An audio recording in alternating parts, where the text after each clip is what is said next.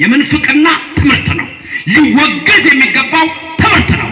ኢየሱስ በተዋህዶ የከበረ ከሁለት አካላት አንድ ከሁለት ባህሪያት አንድ የሆነ ሁለት ልደት ብቻ ያለው ቅድመ ዓለም ያለ ድካም ያለ እናት ድህረ ዓለም ከድንግል ማርያም ያለ አባት ያለ ሕማም የተወለደው እርሱ የወለደውን ድንግል ማርያም ትወልደዋለች። ድንግል ማርያም የወለደችውን ይወልደዋል። ከዚህ ውጭ ሌላ ትምህርት በኦርቶዶክስ የለም፣ በመጽሐፍ ቅዱስ ውስጥ የለም። አርዮስ የተወገዘ፣ ንስጥሮስ የተወገዘ፣ መቅዶኒዎስ የተወገዘ፣ ሰባሌዎስ የተወገዘ፣ አርጌንስ የተወገዘ፣ ኬሮም የተወገዘ፣ አውጣኪ የተወገዘ፣ ጳውሎስ ሳምሳጤ የተወገዘ፣ ትምህርታቸውም የረከሰ ነው። የእኛ ግን ክቡር ነው። ክብሩም ለእናንተ ለምታምኑት ነው ይላል። እግዚአብሔር የተመሰገነ ይሁንልን። ገና በአርባ ቀን እዚህ ገና ህፃን ሆነህ እኮ ነው። በእናትህ ማህፀን እየሆንክ እኮ መተህ እዚህ ሰምተሃል እኮ ቅዳሴው። ንስግድ ሲባል እናትህ ስትሰግድ እኮ ሰግደሃል። በእናትህ ማህፀን ለዮሐንስ መጥምቅ ሰግደሃል። የተዋህዶ ልጆች እንደናንተ ክብር ያለው ማንም የለም። ሰግደሻል በእናትሽ ማህፀን ገና ሳትወለዱ። ስትወለዱ ደግሞ በ40 ቀን መጣ፣ በ80 ቀንሽ መጣሽ። ስጋው ደግሞ ተቀበላችሁ። በቅባ ቅዱሱ በሜሮኑ መንፈስ ቅዱስን ተቀበላችሁ። ጥምቀቱን አገኛችሁ። ሚስጥራቱን ጀመራችሁ። እናንተ የታደላችሁ ናችሁ የተዋህዶ ልጆች። ክብርና ምስጋና ለእግዚአብሔር ስጡት፣ ለአምላካችሁ አድርሱት። ፈራችሁ እንዴ? እጄን ከአፋዊ ደፍ ንጹሕ እንዳደረግኩ ደፍራችሁ ወደ ክርስቶስ ደም ብትቀርቡ እኔ ስለ እናንተ መተላለፍ የለብኝም። ደፍራችሁ ወደ ክርስቶስ ሥጋና ደም ብትቀርቡ እያለ የሚናገረው አለ ካህኑ። እጄን ከአፋዊ ደፍ ንጹሕ እንዳደረግኩ እያለ እሱን የሚያስፈራችሁ ነው። ሌላ ምን ያስፈራችኋል? ምን ያስፈራችኋል? አትሰርቁም አይደል? አታጭበረብሩም አይደል? ታዲያ ለምን ደግሞ አትቀበሉት? ሥጋው ደግሞ ከኃጢአት ነጽቼ ነው የምትሉት? ንገሩኝ እስቲ እውነቱ። እነሱ ካህናቱ ሳይሰሙ ከኃጢአት ነጽታችሁ ነው የምትቀበሉት? እስከ ዘላለም አትነጻም። ቁርጥህን እነግርሃለሁ፣ አትነጭም።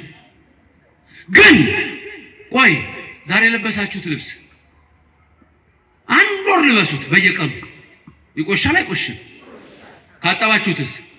ታዲያ አንጻና መድኃኔዓለም ሕጽበኒ ወአንጻኒ ማጥያቴ ከኃጢአቴ ጠበኝ ነጻለሁ እኮ ነው ወገኖቼ። ዝም ብሎ የሚያስፈራራ ትምህርት የላትም ኦርቶዶክስ። ድንገት አንዳንድ ባህታዊና ያልገባው ሰው ካሰማችሁ ነው የምትደነግጡት። ኦርቶዶክስ ክርስቶስ ኑ ነው የሚለው። ጭራሽ እስቲ ይሄን ቃል ስሙት እስቲ፣ የከበረው ማለት ምን እንደሚል ስሙት። ቆይ እናንተም ድገሙት። እኔ የመጣሁት ለጻድቃን ሳይሆን ለኃጢአተኞች ነው። ጻድቃን እጃችሁን አውጡ። ጻድቃን የሆናችሁ እጃችሁን አውጡ። ተው ኃጢአተኛ የሆናችሁ እኔ ነኝ፣ አንደኛ እኔ ነኝ። ኃጢአተኛ የሆናችሁ ለማን ነው የመጣው? ክርስቶስ ለኛ። ክብር ምስጋና ይግባው። እግዚአብሔር የተመሰገነ ይሁን። ንጉሥ አጼ ፋሲል የጎንደሩ የኢትዮጵያው ንጉሥ በጎንደር ዘመነ መንግስት በ17 ሴንቸሪ አንድ ቀን ዝሆን ሊያድኑ ከጋሻ ጃግሬዎቻቸው ጋር ጫካ ገቡ። ትናንት ነግራችኋለሁ፣ እናንተ ሰምታችኋል። እዚህ ያላችሁት ጫካ ገቡ። ጋሻ ጃግሬዎቹ አሉ። ንጉሥ እኮ ናቸው፣ የኢትዮጵያ ንጉሥ። አንድ ወጣት ውርዙ ነገ ተከትለው ሲሄዱ ሊያድኑ እንደ ጎሹን ምኑን ቁርጥርጥ አሉና ማንም አጠገባቸው የለም። እሳቸው ተከትለው ሲያሳድዱ ዞር ቢሉ ማንም የለም፣ ዞር ቢሉ ማንም የለም። ብቻቸውን ጫካ ውስጥ መንገዱን አያውቁትም። ንጉሱ ቤተ መንግስታቸው የጎንደርን መንገድ ከተማውን። ከዛ ግራ ገብቷቸው ቤት ይሆን እያሉ በቅሏቸው ላይ ተቀምጠው ሲሄዱ አንድ ሰውዬ ጌሾ ተሸክሞ ይሄዳል። እንዴት ዋል ካሉት እግዚአብሔር ይመስገን አንተስ እንደምን ነህ አላቸው። ንጉሱ የጎንደርን የቤተ መንግስቱን መንገድ ታውቀዋለህ? አሳምሬ አሳየኛ። ጌሾ የለማትቼ እከፍልሃለሁ። ከከፈልከኝማ ምን ቸገረኝ? በልና ምራኝ። አንተ በቅሎ ላይ ተቀምጠን በእግሬ እና አፈናጠኝ ናውጣ። ንጉሱ ጋር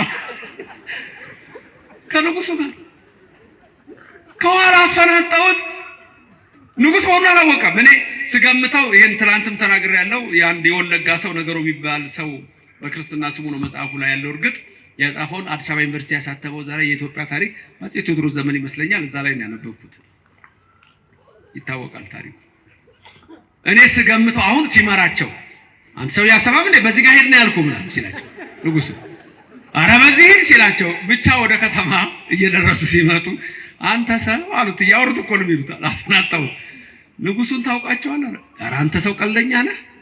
ንጉሱን ታውቃለህ? ደግሞ ማን አድርሶኝ ከንጉሱ አብሮ ቁጭ ብሏል። ማን አድርሶኝ? በቃ ከተማ ስንገባ ታውቃቸዋለህ አሉት። ወደ ከተማ ስንገባ ታውቃቸዋለህ። ከዛ በኋላ ወደ ከተማ ሲደርሱ ንጉስ ሲመጣ ሰው የሚያደርገውን ታውቃላችኋል። በድሮ ነገስታት ጊዜ ፊልም እንደገና አይታችሁ ከሆነ እንዲሁ መጎራ እንዲሁ የለበሰው እንዲህ እያደረገ ይሰግዳል አይደለም? ንጉስ ሲመጣ ጥፍ ይላል። ክብር ያለበት ዘመን ስለሆነ ታዲያም አሁን እንትን አሉት ንጉሱን አሁን አወካቸው አሉት። የታሉ አሁን ሰው ደግሞ ይሄኔ ገርሞታል። እንዴ ንጉሱ ዛሬ ማንን ነው ያፈናጠጡት? አይደል? ከንጉሱ ጋር ታይቶ የማይታወቅ ነገር ነው። በድሮ ዘመን አስቡት። ደግሞ ብቻ እያነጠፈ ይሰግዳል እና አሁን አላወካቸውም አሉ። የታሉ እንዴ ሰው እኮ እየሰገደ ነው አሉት። አየና እና አሁን አወካቸው አሉ። እንግዲያውማ ወይ ካንተ ወይ ከኔ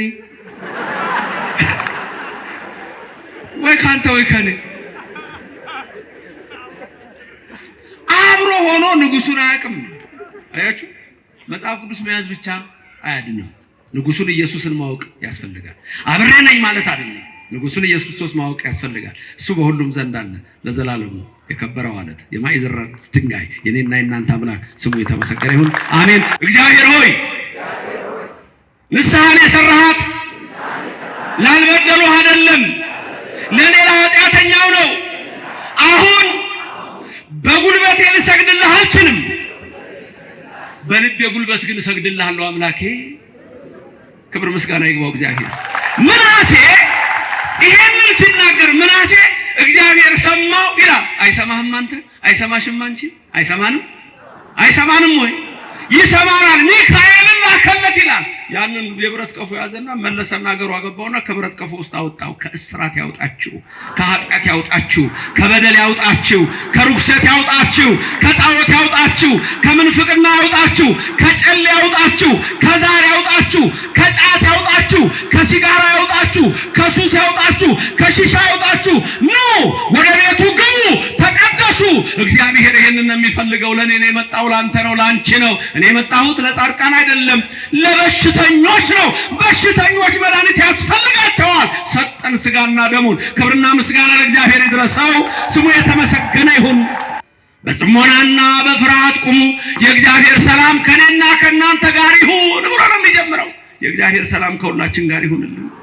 ግርም ትዛቲ ዕለት፣ እጽብ ትዛቲ ዕለት፣ መላእክት የሚወርዱባት መንፈስ ቅዱስ የሚወርዱባት ቅዳሴ ሲገባ አሁን እኮ ችግሩ ልባችሁ እኮ አንድ አይሆንም እኮ። አሁን ብዙ ችግሩ አሁን ቅዳሴ ላይ ሆኖ ሁሉ እንዲህ የሚባክን ሰው አላያችሁ? በቃ የሚሰለችው 10 የሚያዛግ አይላል። አርሰናልን ስታይ ግን አይን ፈጦ ቴሌቪዥን ውስጥ ይገባል። ማንቸስተር 4-0 ሲሸነፍ ትንቀጠቀጣለህ። ይቅርታ ቴዲ ማንቸስተር ተናል የማንቸስተር ደጋፊ ነው ጓደኛዬ። ልብ የለም ልብሽ የለም። እሱ እኮ ነው ችግሩ።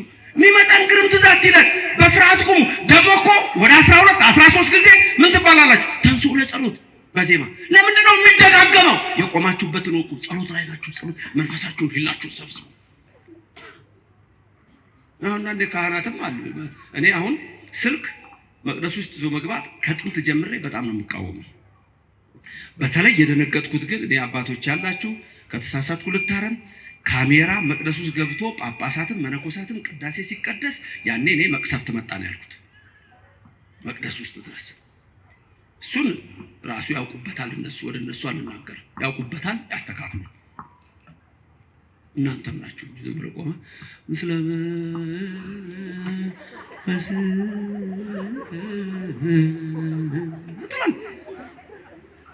የለም።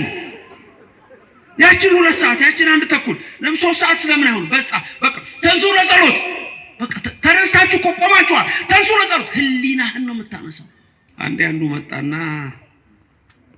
ቤተክርስቲያን ገባ። መጥቶ አያውቅም። ከሌላ ነው የወጣው። እስቲ ሊዮ የኦርቶዶክስም ብሎ ነው ቅዳሴውንም አየ፣ ትምህርቱንም አየና ዕጣነ ሞገር አካባቢ ደረሰ እና እንደው ክብሪቱ ዕጣነ ሞገሩ ካለ በኋላ ከዛ ወረብ ሊቀርብ ሲል ካህናት በዚህና በዚህ ይሰለፉ የለም መቋሚያ ደግሞ ዲያቆናቱ ያመጡ ያቀብላሉ። ሹልክ ካለና ሮጡ ሄደ። በሰላም ሲቀድሱ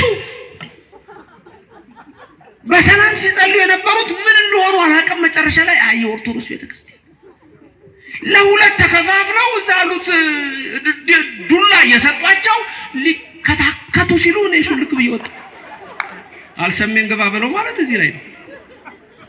አየህ የኛ ቤተክርስቲያን ሚስጥር ናት። ራሱ ክርስቶስ ሚስጥር ነው። ሚስጥር እኮ ነው።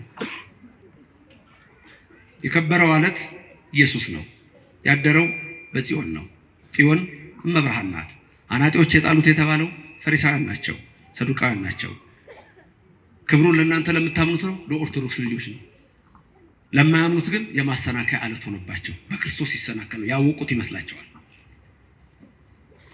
ጌታ ሆይ ትሉኛላችሁ፣ ማቴዎስ 7:21 ጌታ ሆይ ትሉኛላችሁ፣ ወደ መንግስት ያትገቡ። ማቴዎስ 7:21 ያስደነግጣል።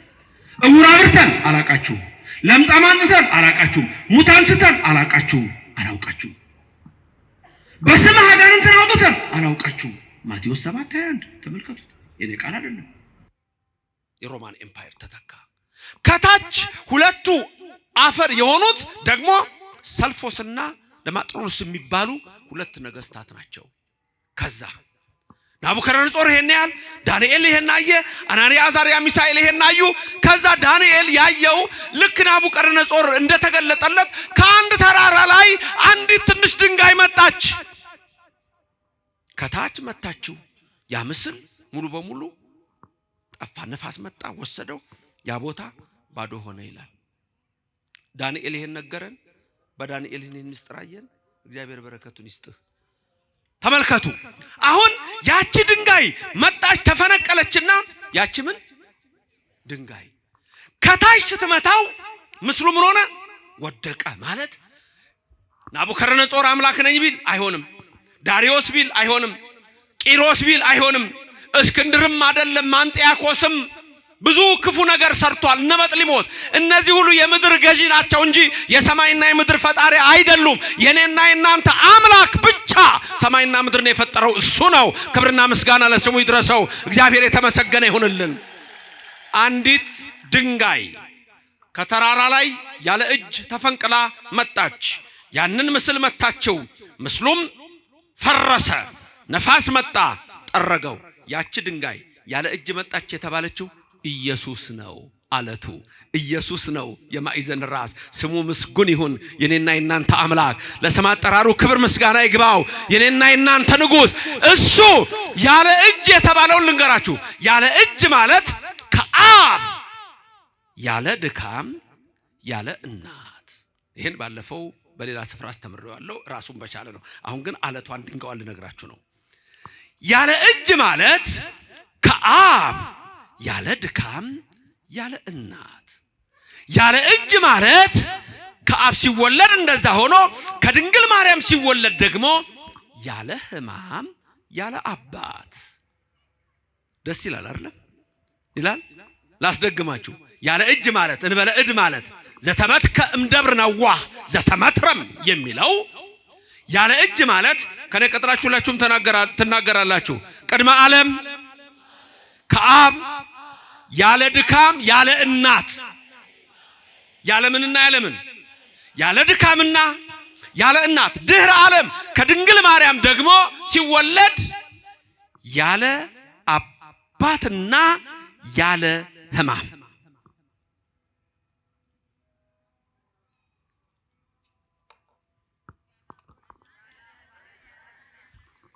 እንዴ ያን ብቻ እንደ ሰማይ ነው ያላችሁት ለካ። ግድ የለም እዚህም መጥቷል አምላክ። ኑ አብራችሁ ኑ። የሰማዩን ተናግራችሁ የምድሩን ዝም አላችሁ። የሰማይ ቤት ይስጣችሁ እግዚአብሔር። ግድ የለም ላስደግማችሁ ነው። እንግዲህ አሁንም ይቅርታ ምን ላድርግ? ቅድመ ዓለም ከአብ ያለ ድካም ያለ እናት፣ ድህረ ዓለም ከድንግል ማርያም ያለ ሕማም ያለ አባት። ሁለት ልደት አለው። ምን ነው? ኢየሱስ ይሄ ነው። ክብርና ምስጋና ለስሙ ይድረሰው። እግዚአብሔር የተመሰገነ ይሁን። አንዳንድ ሰዎች የሁለት ልደት ትምህርት ስለማይገባቸው በተለይ በአንዳንድ ስፍራ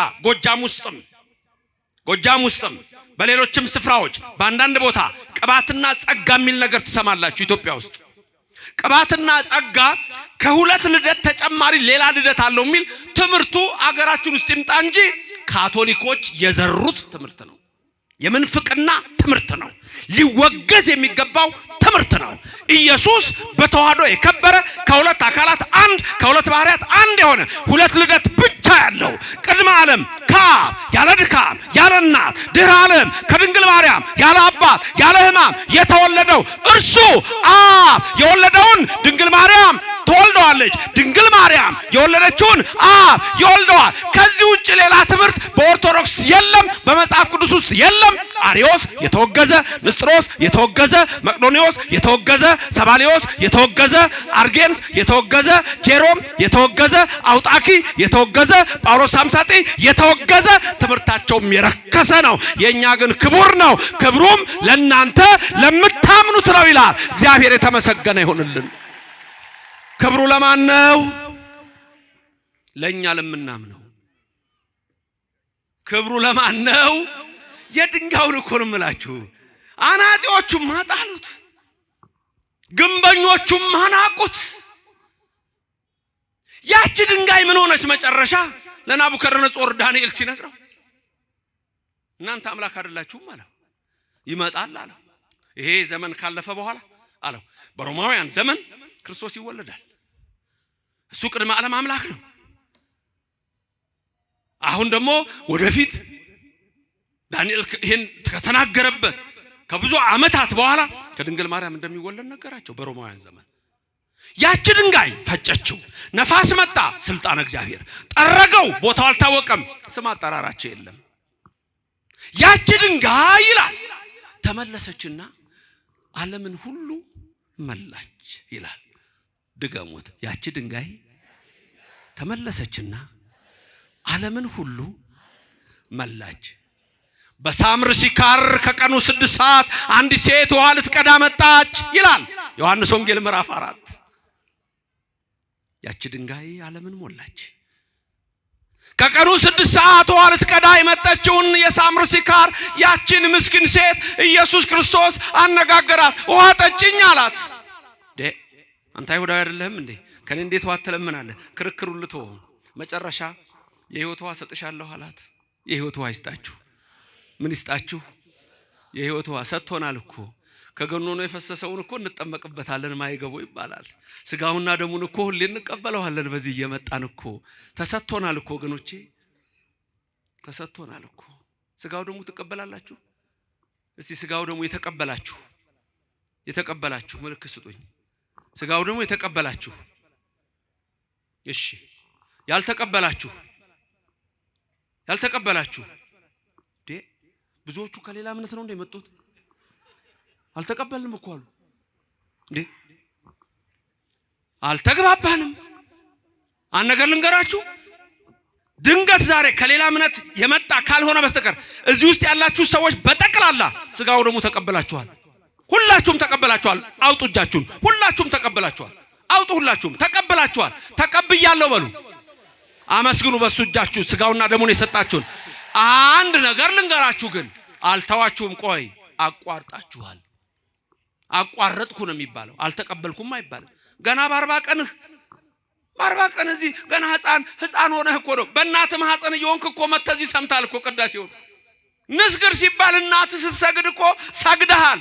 በእናትህ ማህፀን እንደ ዮሐንስ መጥምቅ ሰግደሃል። የተዋህዶ ልጆች እንደናንተ ክብር ያለው ማንም የለም። ሰግደሻል በእናትሽ ማህፀን ገና ስትወለዱ ደግሞ በ40 ቀን መጣ፣ በ80 ቀንሽ መጣሽ። ስጋው ደግሞ ተቀበላችሁ። በቅባ ቅዱሱ በቤሮኑ መንፈስ ቅዱስን ተቀበላችሁ። ጥምቀቱን አገኛችሁ። ሚስጥራቱን ጀመራችሁ። እናንተ የታደላችሁ ናችሁ የተዋህዶ ልጆች። ክብርና ምስጋና ለእግዚአብሔር ስጡት፣ ለአምላካችሁ አድርሱት። ተቀበላችኋል፣ ግን አቋርጣችኋል። አቋርጫለሁ ነው የሚባለው። ስጋው ደግሞ የተቀበላችሁ በቃ ተስማምተናል። ይሁን ሊቃውንት ተስማማን። አያችሁ፣ በቃ ተስማምተን ምን ያስማማን እግዚአብሔር። አንድ ያድርገን እግዚአብሔር።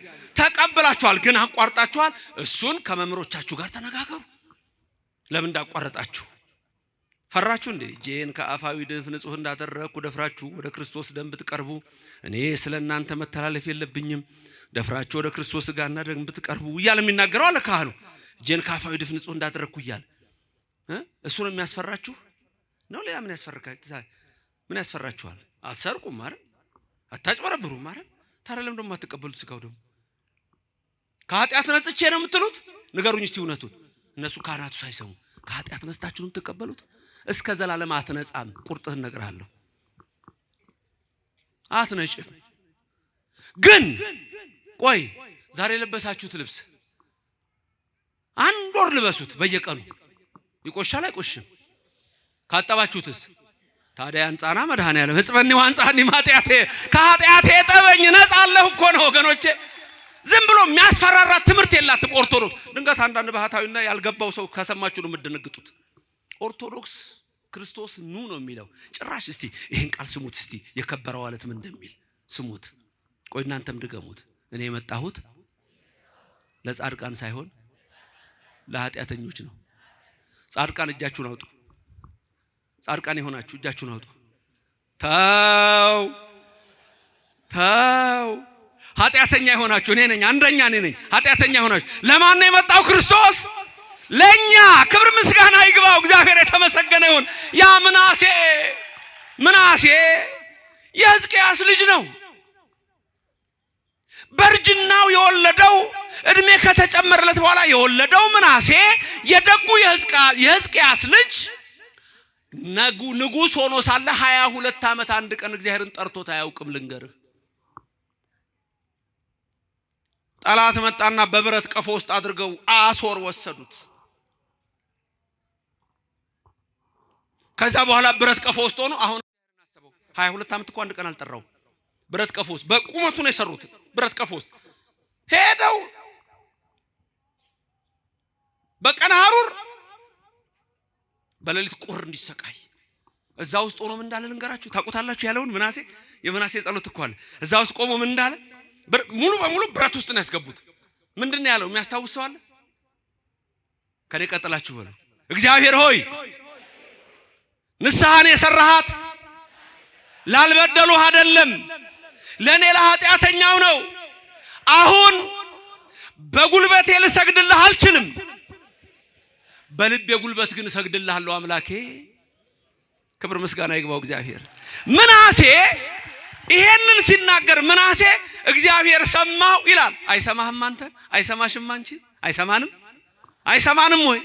ይሰማናል። ሚካኤልን ላከለት ይላል። ያንን የብረት ቀፎ ያዘና መለሰና አገሩ አገባውና ከብረት ቀፎ ውስጥ አወጣው። ከእስራት ያውጣችሁ፣ ከኃጢአት ያውጣችሁ፣ ከበደል ያውጣችሁ፣ ከርኩሰት ያውጣችሁ፣ ከጣዖት ያውጣችሁ፣ ከምንፍቅና ያውጣችሁ፣ ከጨሌ ያውጣችሁ፣ ከዛር ያውጣችሁ፣ ከጫት ያውጣችሁ፣ ከሲጋራ ያውጣችሁ፣ ከሱስ ያውጣችሁ፣ ከሺሻ ያውጣችሁ። ኑ ወደ ቤቱ ግቡ፣ ተቀደሱ። እግዚአብሔር ይሄንን ነው የሚፈልገው። ለኔ ነው የመጣው፣ ላንተ ነው፣ ላንቺ ነው። እኔ የመጣሁት ለጻድቃን አይደለም ለበሽተኞች ነው።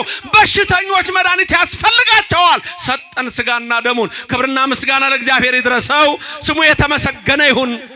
ታዲያ ለምንድን ነው የማትቀበሉት? ስጋው ደሙ መድኃኒት ከሆነ እንዳልኩ ከኃጢአት አትነጻ። 3 ነገሮች ልንገራችሁ። ግጥም እንደ ግጥም ያዟቸው። ሻ 3 ደሞ ልሳን እንዳይመስልህ። እችን ሰምቶ መምህር ዘበነ ልሳን ተናገረ እንዳይል ደግሞ ያ ከዚህ ቤት የወጣው የርኩሰት ልጅ የባቢሎን የጋለሞታይቱ ርኩሰት ጡት ጠቢ ክፎች ከእግዚአብሔር የራቁ ለእግዚአብሔር ክብር ለኢየሱስ ክብር የሌላቸው ለድንግል ማርያም ክብር የሌላቸው ለመላእክት ክብር የሌላቸው ራሱ ኢየሱስን ግንበኞቹ ሲንቁት አብረው የናቁ የሰቀሉ አሉ። ዛሬም 3 ነገሮች የሥጋው ደሙ ጥቅም ድገሙ። ለኃጢአት መደምሰሻ፣ ለአጋንንት ድል መንሻ፣ ለመንግስተ ሰማያት መውረሻ። በቃ ታዲያ ምን ትፈልጋለህ? ምንድነው ያልኩት? 1 ለኃጢአት ሻ ነው ብያለሁ። መጨረሻው ግጥሙን ነገርኳችሁ እኮ። 1 ለኃጢአት፣ 2 ለአጋንንት፣ 3 ለመንግስተ ሰማያት። ታዲያ እሱ አይደለም ለሥጋው ደሙ። ሰሞኑን ሁሉ ስል ነበር በየቦታው አይደለ? እነዚህ ምስክሮች ናቸው። እነዚህ እንደው ወደ ቁርባኑ ስትመጡ ሁሌም የሚደጋገመው ነገር ስለሆነ ብዬ እኮ ነው። እስመ ኃያል አንተ እኩት ወስቡሕ ወለከ ስብሐት ለዓለመ ዓለም። እስመ ኃያል አንተ እኩት ጋር ይሁን ብሎ ነው የሚጀምረው። የእግዚአብሔር ሰላም ከሁላችን ጋር ይሁንልን።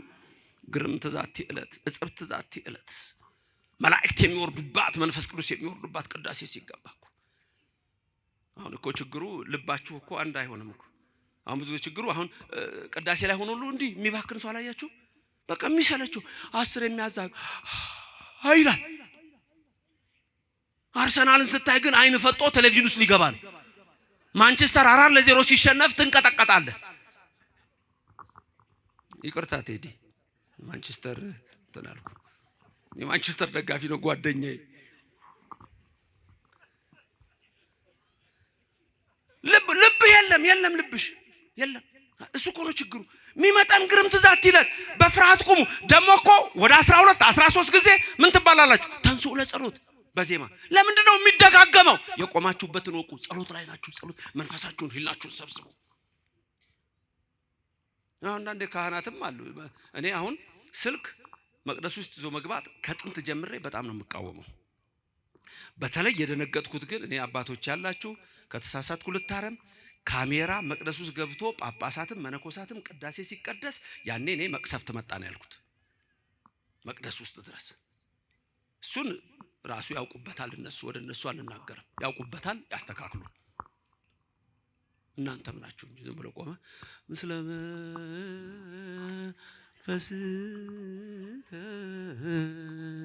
እጥላል የለህም። ያችን 2 ሰዓት ያችን 1 ተኩል 3 ሰዓት ስለምን አይሆን? በቃ ተንሥኡ ለጸሎት። በቃ ተነስታችሁ እኮ ቆማችኋል። ተንሥኡ ለጸሎት ህሊናህን ነው የምታነሳው። መሀል ላይ ደግሞ የሚባል ቃል አለ። ትዝ ይላችኋል? አሁን ዝም ብሎ በንባብ ብቻ ሆነ። ዜማው ሊጠፋ ሳይሆን አይቀርም። ለተነብሩ ዜማው ሊጠፋ ይመስለኛል። የተቀመጣችሁ ተነሱ ይባላል። ቆማችኋል እኮ እናንተ። የደከመው አይቀመጥ አይደለም። የተቀመጣችሁ ተነሱ፣ ከኃጢአት ወንበር ተነስ። ያለበትን ወቅ ወደ ምስራቅ ተመልከቱ። ምስራቅ እጹት እመቤታችንን ምስራቅ ምጽአት ይመጣል ክርስቶስ። አስቡ። እናንተ እኮ ክብሩ ለእናንተ ነው ተብላችኋል። እናንተማ የተመረጣችሁ ናችሁ፣ የታደላችሁ ናችሁ። ሁሌ የሌለን ኦርቶዶክስ መሆን መታደል ነው እላለሁ። ያቺ ድንጋይ አድቃ ዓለምን መላች፣ የዓለም መድኃኒት ነው። ስለዚህ እነዛ አናጢዎች ናቁት የተባሉት አይሁድ ናቸው። ናቁት ክርስቶስን። ምን አሉ? አምላክ አይደለህም አሉ። የእነሱን ትምህርት ማን ያዘ? አሁን እነ ማርቲን ሉተር ያዙ። እነ ማርቲን ሉተር ለምሳሌ ፕሮቴስታንት እምነት የሚቀበለው መጽሐፍ ማዞሬቲክ ቴክስት ነው የሚባለው። ማዞሬቲክ ቴክስት የሚባለው የአይሁድ መጽሐፍ ነው። ስለ ክርስቶስ ያለውን ትንቢት የቆራረጡበት ነው። ፕሮቴስታንት የሚቀበለው እሱን መጽሐፍ ነው። ካቶሊኮች የሚቀበሉት ቡልጌት ነው። ቡልጌትን የጻፈው ጄሮም ነው። በ480 አካባቢ ነው። እሱም ደግሞ እንደዛው አይሁድ አልተጠቀሙበትም ብሎ ቆርጦታል። አናጢዎቹ ናቁት ኢየሱስ ክርስቶስን። ስለ ዘመዶቹ ሲናገር ያ ኢሳይያስ ነብይ ምን አለ? ባየነው ጊዜ ደም ግባት የለውም አለ። እኛ ግን እንደተቀሰፈ ቆጠርነው አለ። በኢሳይያስ ትንቢት ምዕራፍ 53 ላይ ማን ነው ያስተዋለው ከትውልዱ አለ። ባየነው ጊዜ ደም ግባት የለውም አለ። የሚነግረን ስለ ዘመዶቹ ነው። ክርስቶስ ወደዚህ ምድር መጣ። እኔ አምላክ ነኝ ሲላቸው ድንጋይ አነሱ። አንተ ሰው ስትሆን አናቅህም እንዴ? እናትህ እዚህ አይደለችም? ወንድሞች እህቶች ይላል። ተሰናከሉበት ይላል ሉቃስ 3ን ስታነብ ተሰናከሉበት። እዚህ ደግሞ ምን አለን ቅዱስ ጴጥሮስ በአንደኛ መልእክቱ ምዕራፍ 2 ከቁጥር 6 እስከ 8 በተለይ ቁጥር 8 ላይ የማያምኑ ስለሆኑ ይሰናከሉበታል። የሚሰናከሉትም በቃሉ ነው። ቃሉን ከመጽሐፍ ቅዱስ እያነበቡ ነው የሚሰናከሉበት። አለቀ። መጽሐፍ ቅዱስ ይዘዋል፣ መጽሐፍ ቅዱስን አያውቁም። የለም። የቤተክርስቲያናችን ትምህርትም አይገባቸውም። የኦርቶዶክስ ትምህርት ሊገባቸው አይችልም። ሁሌ ሲነቅፉ፣ ሁሌ ሲተቹ ታያላችሁ። ለምን? እነሱ አናጢዎች የጣሉትን ስለተቀበሉ ነው። ክብሩ ግን ለኛ ነው፣ ለምታምኑት ነው። ለማያምኑ አናጢዎች የጣሉት ድንጋይ ነው። ፈሪሳውያኑ ሰዱቃውያኑ የጣሉት ጸሐፍት የናቁት ነው። ኢየሱስ ክርስቶስ መጥቶ ግን ምን አለ? እኔ ማን ነኝ አለ። የሰው ልጅ ሰዎች ማን ይሉታል አለ። አንተ ክርስቶስ ነህ አለው። አምላክ ወልደ አምላክ ነው። በኦርቶዶክስ ቤተክርስቲያን ኢየሱስ ክርስቶስ አምላክ ነው። ከሰማይ ወረደ። አዎ ያዳነን እሱ ነው። የዕዳ ደብዳቤያችን የሰረዘ እሱ ነው። ከድንግል ማርያም ተወልዶ ያዳነን እሱ ነው። ድህነታችን እሱ ነው። ስሙ የተመሰገነ ይሁን። ክብር ምስጋና ይግባው። እግዚአብሔር የተመሰገነ ይሁን። ስለዚህ ዛሬ የኦርቶዶክስ ቤተክርስቲያን ትምህርት ከሌላው በተለየ የምታዩበት ምክንያት በዓለም ላይ ለምንድን ነው? እኛ አናጢዎቹን አልተከተልንም። አናጢ ስለ ድንጋይ ያውቃል። እነዛ ጸሐፍት ፈሪሳውያን ስለ ቃሉ ያውቁ ነበር። አባቶች ከነሱ ወገን ነበሩ፣ ግን ክርስቶስን አልተቀበሉም። መሲህን ዛሬም ድረስ አልተቀበሉም። ስለዚህ ዓለም ወዴት ሄደ? አሁን ወደ ጨለማ። አንዳንዶች ክርስቶስን አናጢዎቹ ስለጣሉት፣ ለምሳሌ ሰሞኑን የጻፍኩት መጽሐፍ አለ፣ ዛሬ ይመስለኛል ታገኙታላችሁ የምትፈልጉ ሰዎች፣ ኒው ኤጅ ሙቭመንትና ሎ ኦፍ አትራክሽን። በኒው ኤጅ ሙቭመንትና ሎ ኦፍ አትራክሽን ኒው ክርስቲያኒቲ ተብሎ በሚሰየመው ኢየሱስ አምላክ አይደለም፣ ዝም ብሎ አንድ ሰው ነው፣ ሮል ሞዴል ነው የሚሏችሁ። ሌሎቹ ደግሞ ግኖስቲክስ የሚባሉ ያን የነበሩ ኖስቲሲዝም የሚባል እምነት አለ። እነሱ ደግሞ እንደ ጨረር ተፈንጥቆ የመጣ ነው ይሏቸዋል፣ ሰው ነው ይሏቸዋል። ተመልከቱ። አሪዮስ ፍጡር ነው ይላል እና አውጣኪ ዝርው ይላሉ። ሌሎችም እንዲሁ ብዙዎቹ ክርስቶስ አምላክ እንደሆነ አላወቁም። ዛሬ አብዛኛው የሚሄደው በሰፊው መንገድ ነው። እናንተ ግን በጠባቧ መንገድ ግቡ የተባላችሁት ጠባቢቱ መንገድ ኦርቶዶክስ ተዋህዶ ክርስትና ናት። በዚች እምነት ያደረገን እግዚአብሔር ስሙ ከዘላለም እስከ ዘላለም የተመሰገነ ይሁንልን። ኢየሱስ ክርስቶስ ትናንትናም ይላል። ኢየሱስ ክርስቶስ ትናንትናም ዛሬም ለዘላለምም ያው ነው፣ አይለወጥም። የኔና የናንተ አምላክ ያው ነው። ዓለምን ከመፍጠሩ በፊት አምላክ ነው። ዓለምን በፈጠረ ጊዜ አምላክ ነው። ከድንግል ማርያም ሲወለድ አምላክ ነው። ስጋን ሲዋሃድ አምላክ ነው። ስጋን አምላክ አደረገው። አምላክም እኛን ለማዳን ሰው ሆነ፣ ከድንግል ማርያም ተወለደ። በዚች እምነት ያደረገን እግዚአብሔር ስሙ ምስጉን ይሁንልን። ስለዚህ ኦርቶዶክስ ተዋህዶ ቤተክርስቲያኑ ስትኖሩ እግዚአብሔር የሚለውን የምትሰሙ ናችሁ። እግዚአብሔር የሚያስተምረውን የምታደምጡ ናችሁ። ትምህርቴን በዚህ ላጠቃል።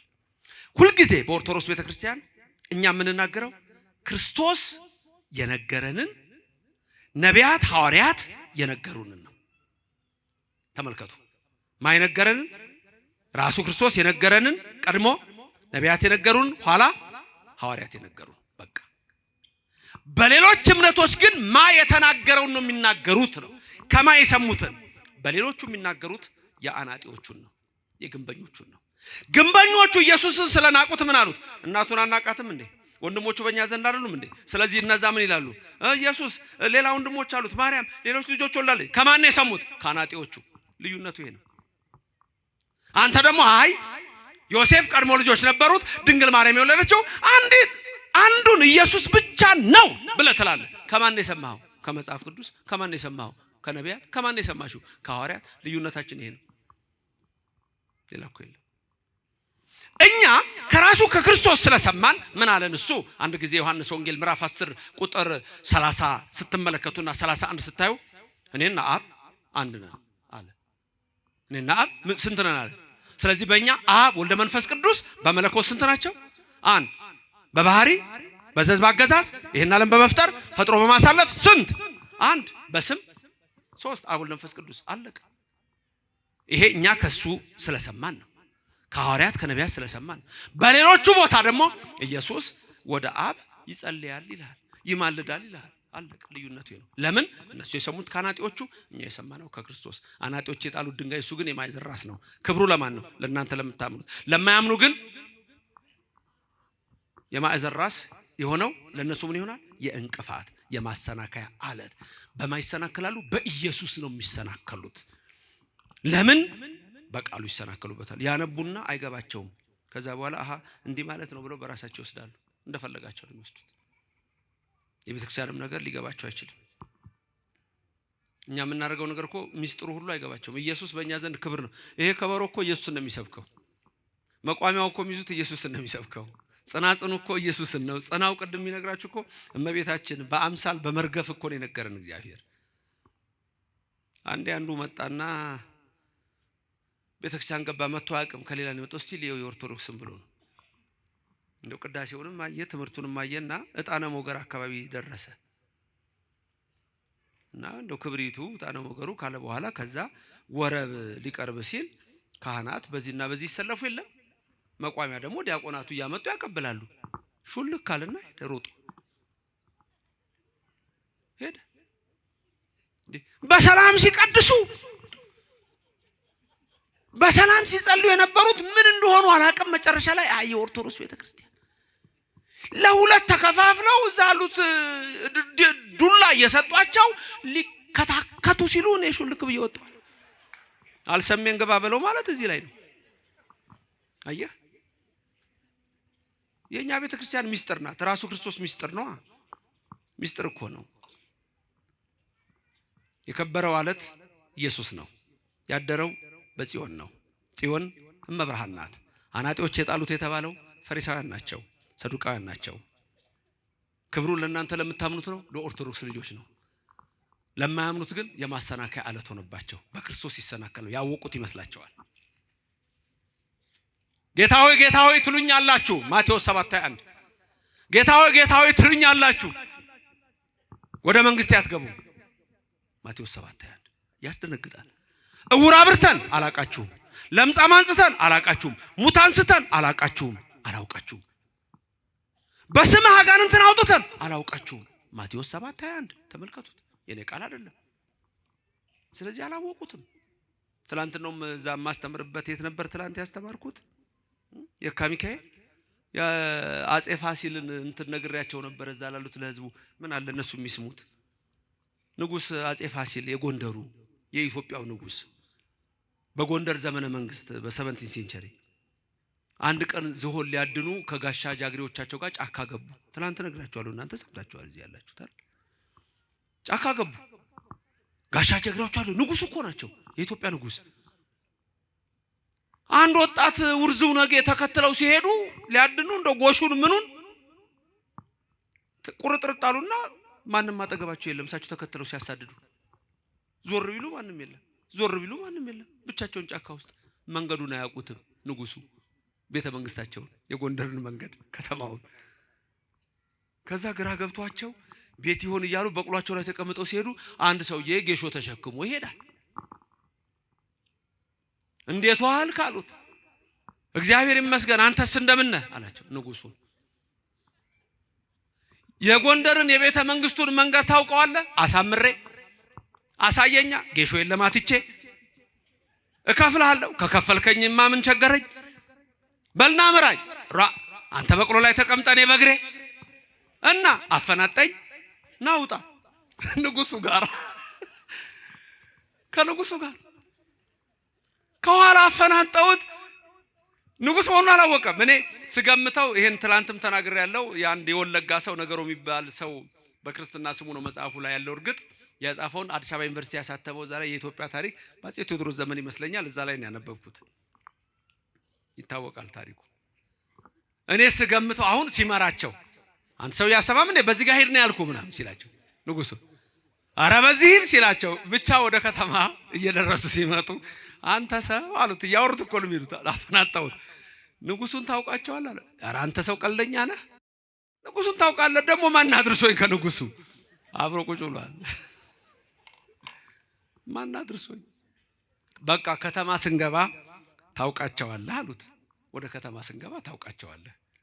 ከዛ በኋላ ወደ ከተማ ሲደርሱ ንጉስ ሲመጣ ሰው የሚያደርገውን ታውቃላችኋል። በድሮ ነገስታት ጊዜ ፊልም እንደገና አይታችሁ ከሆነ እንዲሁ መጎራ እንዲሁ የለበሰው እንዲህ ያደረገ ይሰግዳል አይደለም? ንጉስ ሲመጣ ጥፍ ይላል። ክብር ያለበት ዘመን ስለሆነ ነው።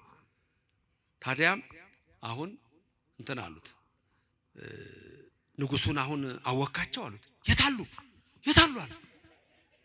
የታሉ አለ። አሁን ሰው ደግሞ ይሄኔ ገርሞታል። እንዴ ንጉሱ ዛሬ ማንን ነው ያፈናጠጡት? አይደል? ከንጉሱ ጋር ታይቶ የማይታወቅ ነገር ነው። በድሮ ዘመን አስቡት ደግሞ ብቻ እያነጠፈ ይሰግዳል። እና አሁን አላወካቸውም አሉ። የታሉ እንዴ? ሰው እኮ እየሰገደ ነው አሉት። አየና እና አሁን አወካቸው አሉት። እንግዲያውማ ወይ ካንተ ወይ ከኔ ወይ ካንተ ወይ ከኔ። አብሮ ሆኖ ንጉሱን አያውቅም። አያችሁ፣ መጽሐፍ ቅዱስ መያዝ ብቻ አያድንም። ንጉሱን ኢየሱስን ማወቅ ያስፈልጋል።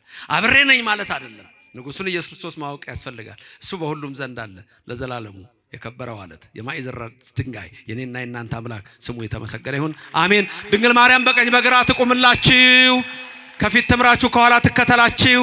በልቡናችን ከልጇ ጋር ነግሳ ለዘላለም ትኑር። እግዚአብሔር በረድኤት በቸርነት አይለያችሁ። ክብር ምስጋና እንሰጠዋለን። ያስተማረን ስሙ የተመሰገነ ይሁን። እናመሰግነዋለን። ስሙ የተመሰገነ ይሁን። እናከብረዋለን። ስሙ የተመሰገነ ይሁን። ክብሩ ለእናንተ ለምታምኑት ነው። ደስ ይበላችሁ የኦርቶዶክስ ልጆች፣ ስሙ ለዘላለም የተመሰገነ ይሁን። እናንተ የመንግስተ ሰማያት ወራሾች የስሙ ቀዳሾች በቀኙ የምትቆሙ ናችሁ። ክብርና ምስጋና ለዘላለም ይድረሰው። የመረረውን ሕይወት ጣፋጭ የጎደለው ሙሉ ያርግላችሁ። አንድ ነገር ምነግራችሁ፣ በስጋም በነፍስም እግዚአብሔር ስለእናንተ ያውቃል። ስለምትበሉት፣ ስለምትለብሱት፣ ስለምትኖሩበት፣ ስለነፍሳችሁም እግዚአብሔር ከእናንተ ጋር ይሁን። ስሙ የተመሰገነ ይሁን።